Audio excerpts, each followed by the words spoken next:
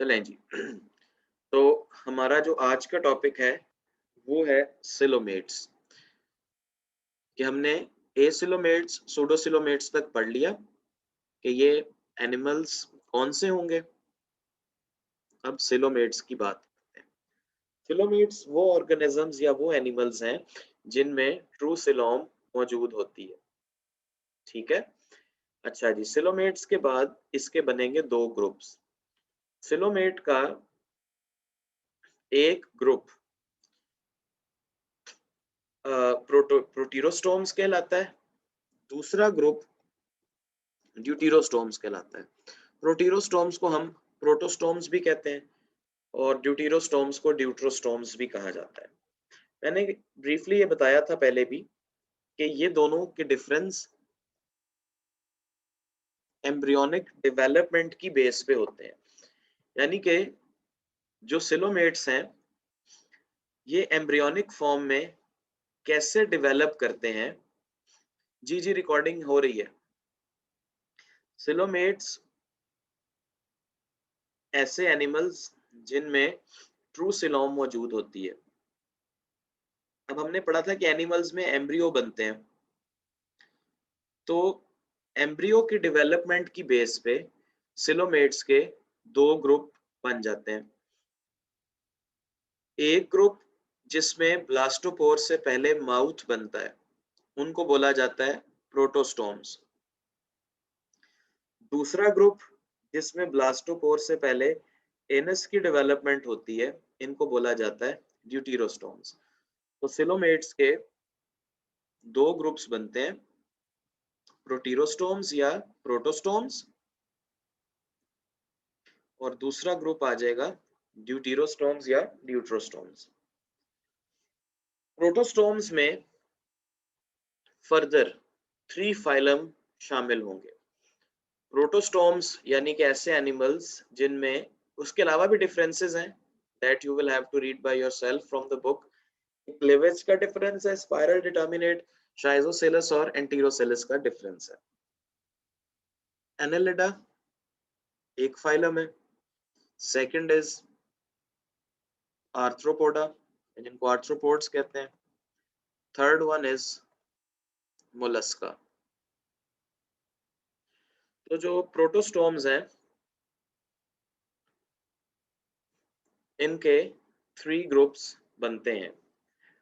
First one annelids, phylum Annelida, जिसके animals को आप एनेलिड्स कहेंगे।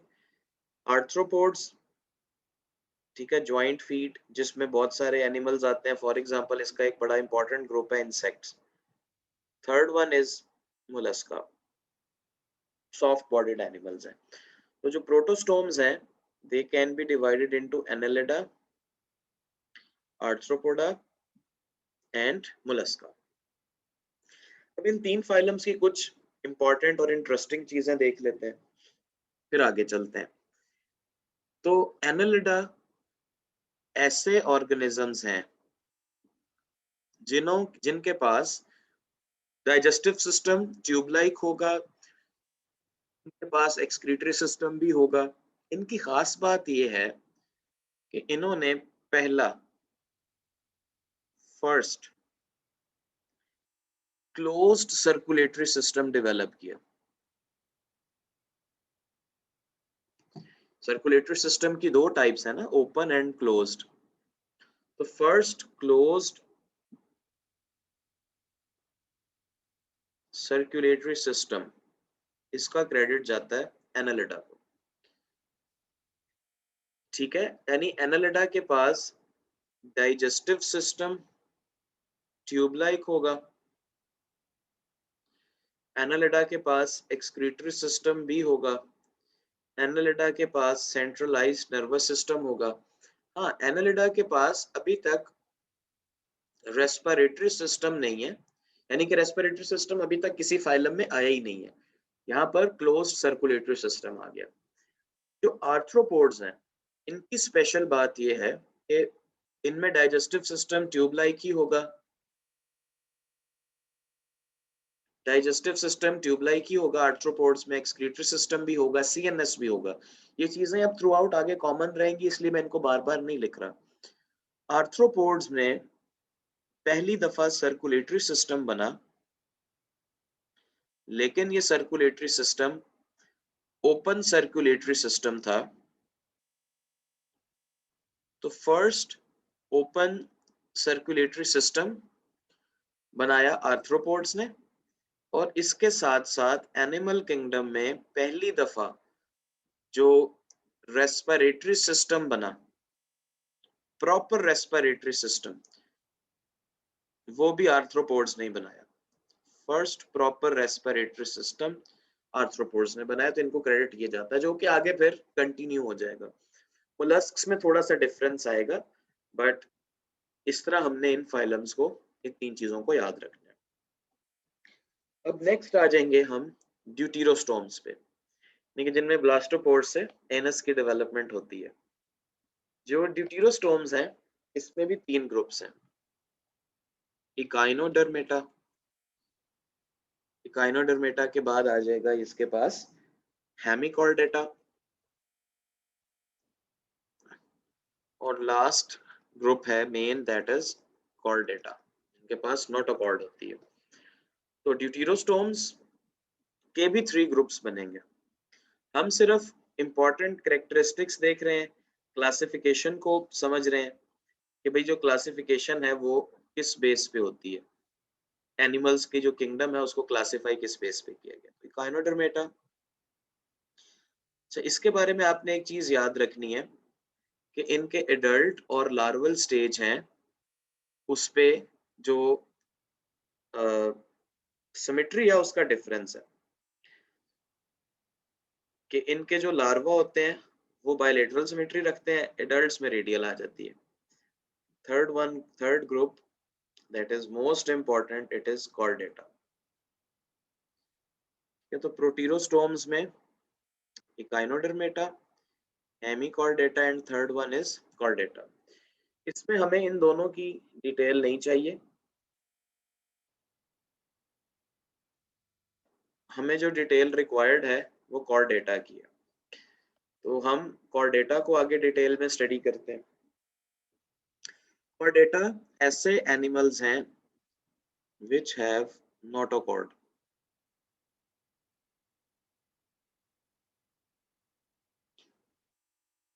कई एनिमल्स में नोटोकॉर्ड जो है वो डेवलप हो जाती है वर्टेब्रल कॉलम में, कईयों में नहीं होती। तो जो कॉर्डेट्स हैं इनके भी दो ग्रुप्स बनते हैं।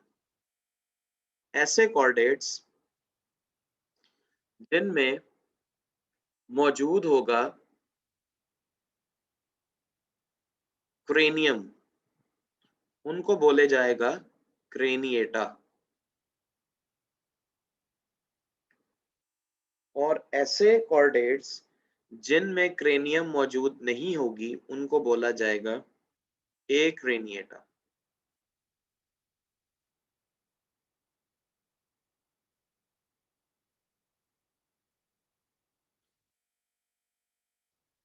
अच्छा जी, जो क्रेनिएटा है, इस तरह में एक क्रेनिएटा की डिटेल नहीं चाहिए, क्रेनिएटा को आगे हम फर्दर देखेंगे कि जो क्रेनिएटा है इनका सब group which is very important, that are called as vertebrates।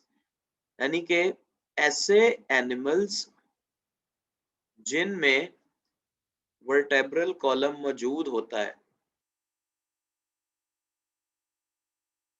और बैकबोन बनती है, इन एनिमल्स को बोला जाएगा वर्टिब्रेट्स।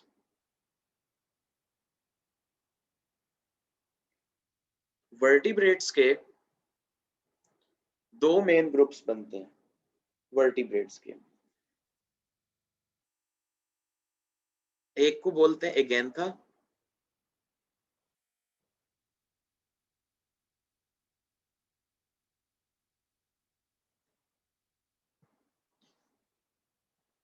और सेकंड जो ग्रुप है उसको बोलते हैं ग्नेथोस्टोमेटा।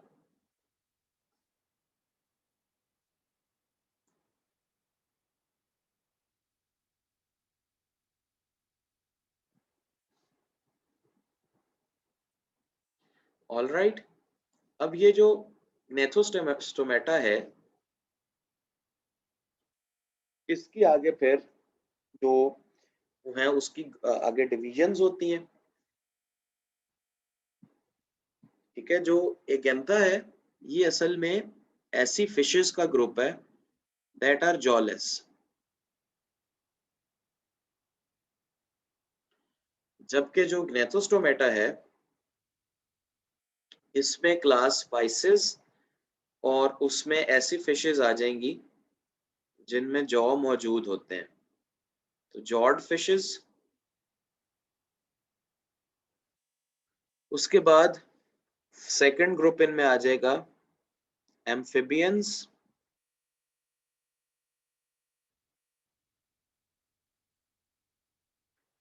थर्ड ग्रुप इनमें आएगा एम्फिबियंस के बाद रेप्टाइल्स। फोर्थ ग्रुप होगा बर्ड्स, जिसको क्लास एविस भी कहा जाता है। और लास्ट इसमें ग्रुप होगा class Mammalia, mammals. All right. अच्छा जी, ये इस तरह इनकी डिवीजन हो गई। अब ये जो फिश और एम्फिबियंस हैं, इनमें कुछ कॉमन चीजें ये है कि बोथ आर एन एमनियोट्स, यानी एम्ब्रियोनिक लेयर्स होती हैं, amnion, chorion, yolk sac, allantois. इनमें ये एम्ब्रियोनिक लेयर्स जैसे कि एमनियन नहीं होती है तो इनको एन एमनियोट्स कहा जाता है। जबकि जो रेप्टाइल्स, एवीज और मैमल्स हैं, इन तीनों को एमनियोट्स कहा जाएगा। देखिए ये दो एन एमनियोट्स हैं, बाकी तीनों एमनियोट्स होंगे। मोर ओवर इनमें फिश और एम्फीबियन में एक्सटर्नल फर्टिलाइजेशन होगी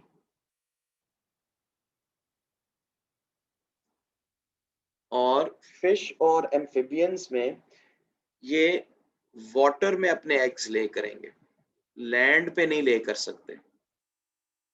ये इनके कॉमन कैरेक्टर्स हैं। जो रेप्टाइल्स हैं ये देखें, फिश प्योरली एक्वेटिक है, एम्फिबियंस एक्वेटिक के साथ साथ लैंड पे भी ट्रांजिशन हुए, लेकिन इनको एग्स वाटर में ले करने पड़ते हैं। जो रेप्टाइल्स थे इनमें टेरेस्ट्रियल एनवायरनमेंट डोमिनेट कर गया। एवीज और मैमल्स ही मोस्टली टेरेस्ट्रियल है, कुछ मैमल्स हैं जो कि एक्वेटिक भी हैं। लेकिन इनमें बात ये हुई कि ये एमनियोट्स हैं, इन तीनों में कुछ कॉमन चीजें आ गई। मसलन इन तीनों में फर्टिलाइजेशन इंटरनल हो गई। इन तीनों में इन्होंने टेरेस्ट्रियल एनवायरनमेंट के साथ अडॉप्ट किया। इन तीनों ने eggs, large eggs with yolks बनाना शुरू किए। ये इनमें कुछ कैरेक्टर्स हैं। फर्टिलाइजेशन इंटरनल है, इनके एग्स लार्ज योक वाले होंगे ताकि एम्ब्रियो को डेवलपमेंट करवाई जा सके, जिसकी वजह से इनमें फिर लार्वल स्टेजेस नहीं बनती। इनमें लार्वल स्टेजेस मौजूद है फिश और एम्फिबियन में। अब इसमें इंपॉर्टेंट चीज ये है कि highest evolve animals are mammals.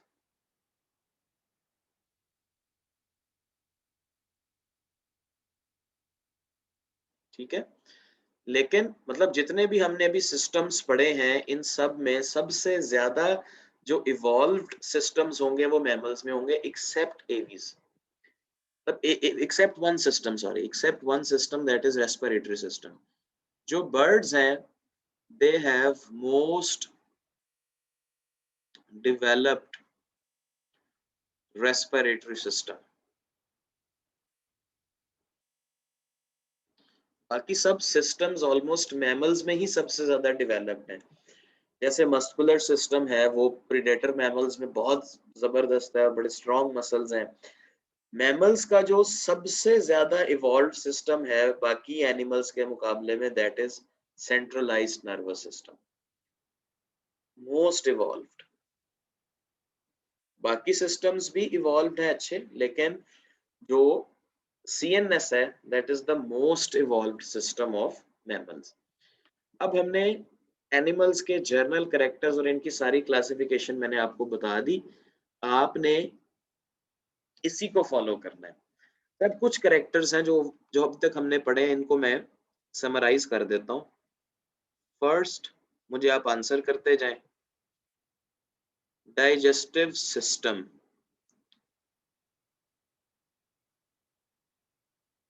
किस फाइलम में बना और उसकी टाइप क्या थी?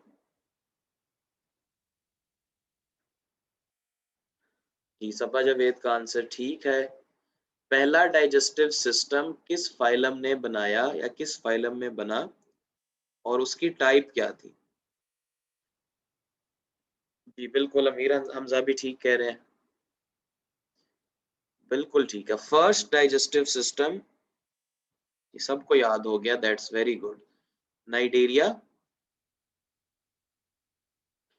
और जो पहला डाइजेस्टिव सिस्टम था दैट वाज सैक लाइक।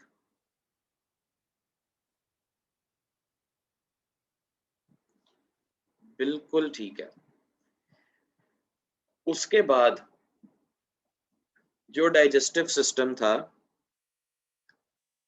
वो बना फर्स्ट, ये फर्स्ट डाइजेस्टिव सिस्टम मैं यहाँ पे लिख देता हूँ, first digestive system was sac like, लेकिन पहला डाइजेस्टिव सिस्टम नाइडेरिया में आएगा। अगर अब ये पूछा जाए कि first tube like digestive system बताएं किस फाइलम ने बनाया? पहला ट्यूब लाइक, गुड, एस्केल्मेंथीज और नीमाटोड्स। यानी सैक लाइक डाइजेस्टिव सिस्टम सिर्फ दो फाइलम्स में है, नाइडेरिया एंड प्लेटीहेल्मिन्थीज। उसके बाद जो थर्ड फाइलम आता है नीमाटोड्स, इसमें ट्यूब लाइक आ गया। और नीमाटोड से लेके तकरीबन मैमल्स तक, माने जितने भी आगे एनिमल्स आएंगे सब में डाइजेस्टिव सिस्टम ट्यूब लाइक है। पहला निमेटोड एस्केल्मेंथीज में बना। दूसरा इंपॉर्टेंट सिस्टम है नर्वस सिस्टम। तो फर्स्ट नर्वस सिस्टम जी किस एनिमल ने बनाया? पहला nervous system, yes all right, पहला नर्वस सिस्टम बनाया नाइडेरिया ने। First nervous system was developed by cnidarians because of ectoderm, diploblastic organisation थी।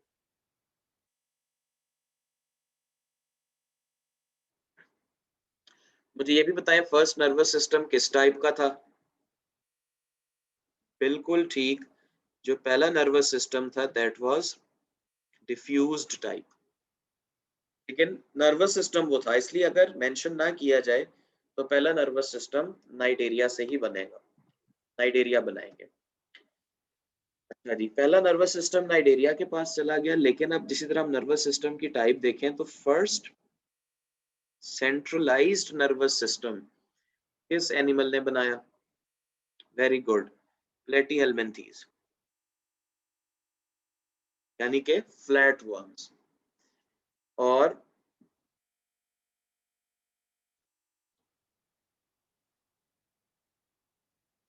प्लेटीहेल्मिन्थीज से लेके मैमल्स तक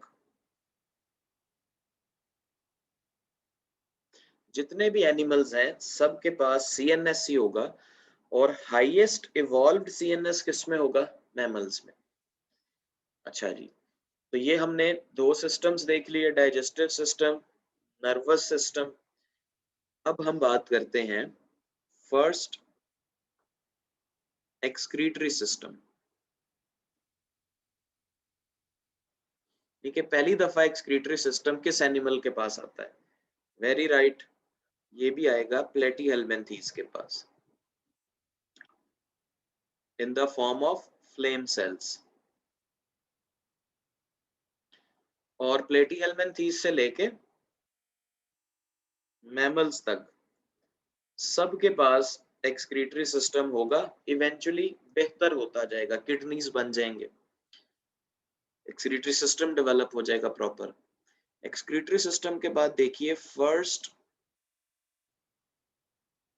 रेस्पिरेटरी सिस्टम। पहला जो रेस्पिरेटरी सिस्टम है वो कौन सा एनिमल बनाता है, अभी बताया मैंने आज ही। Very good, arthropods. तो जो पहला प्रॉपर रेस्पिरेटरी सिस्टम हमें बनता नजर आता है वो आर्थ्रोपोड्स में होगा। रेस्पिरेटरी सिस्टम के बाद मैंने आपको बताया था सर्कुलेटरी सिस्टम। पोरीफेरा एक ऐसा फाइलम है जिसमें सारे सिस्टम एब्सेंट है। ज्यादातर जो बेसिक सिस्टम्स हैं एक्सक्रीटरी, नर्वस और डाइजेस्टिव सिस्टम वो नाइडेरिया से बनते हैं। उसके बाद एक्सक्रीटरी सिस्टम प्लेटिहेल्मिन्थीज में ऐड हो जाता है, बाकियों के साथ रेस्पिरेटरी सिस्टम आर्थ्रोपोड्स में ऐड हो जाता है। डाइजेस्टिव सिस्टम के बाद हम सर्कुलेटरी सिस्टम की बात करेंगे। तो फर्स्ट ओपन सर्कुलेटरी सिस्टम, इसका भी आंसर कीजिए। Yes, arthropods. यानी आर्थ्रोपोड्स ने रेस्पिरेटरी सिस्टम के साथ साथ ओपन सर्कुलेटरी सिस्टम भी बनाया। इससे पहले जो एनिमल्स थे वो सर्कुलेशन की उन्हें जरूरत नहीं थी, वो एनवायरनमेंट के साथ एक्सचेंज करते थे। फिर इस सर्कुलेटरी सिस्टम को मजीद बेहतर कर दिया गया। First closed circulatory system, yes, annelids. ठीक है, तो हमें इस तरह इनकी डिवीजन का भी पता लग गया, इनके सिस्टम्स का भी पता लग गया। उसके बाद एक चीज है जिसको हम बोलते हैं स्केलेटन, स्केलेटल सिस्टम या skeleton. Skeleton is present in all animals. जिस तरह हमारा स्केलेटन बोन्स की शक्ल में है, कार्टिलेज की शक्ल में है, कुछ एनिमल्स ऐसे हैं जिनका स्केलेटन हाइड्रोस्टैटिक है। मसलन स्केलेटन की टाइप्स में आपने पढ़ा है ये स्पिक्यूल्स, जो कि स्पॉन्जेस में होते हैं, it is a type of skeleton. फिर स्केलेटन है हाइड्रोस्टैटिक स्केलेटन, ये कुछ एनिमल्स में है। फिर एक्सोस्केलेटन है, फिर एंडोस्केलेटन, यानी स्केलेटन जो है वो सब में कॉमन है। सर्कुलेटरी सिस्टम क्योंकि पहली दफा आर्थ्रोपोड्स और एनालिड्स में बन रहा है, इसलिए इनसे पहले वालों में एब्सेंट होगा। यानी कि स्पॉन्जेस में नहीं होगा, नाइडेरियंस में नहीं होगा, अस्केल्मेंथीज में नहीं होगा और प्लेटीहेल्मिन्थीज में नहीं होगा। रिप्रोडक्शन तकरीबन सभी करते हैं, रिप्रोडक्शन ना करें तो ये कैसे डेवलप होगा। एक और चीज याद रखें, पहला रेस्पिरेटरी सिस्टम आर्थ्रोपोड्स में है, तो क्या प्लेटीहेल्मिन्थीज रेस्पिरेशन कर सकते हैं? क्या प्लेटीहेल्मिन्थीज रेस्पिरेशन कर सकते हैं?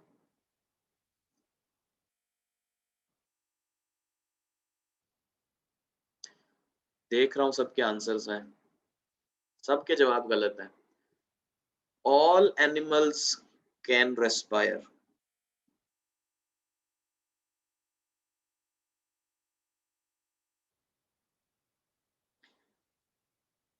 रेस्पिरेशन सब में होती है, ठीक है, लेकिन जो आर्थ्रोपोड्स हैं वो रेस्पिरेशन बकायदा तौर पे एक रेस्पिरेटरी सिस्टम से करते हैं।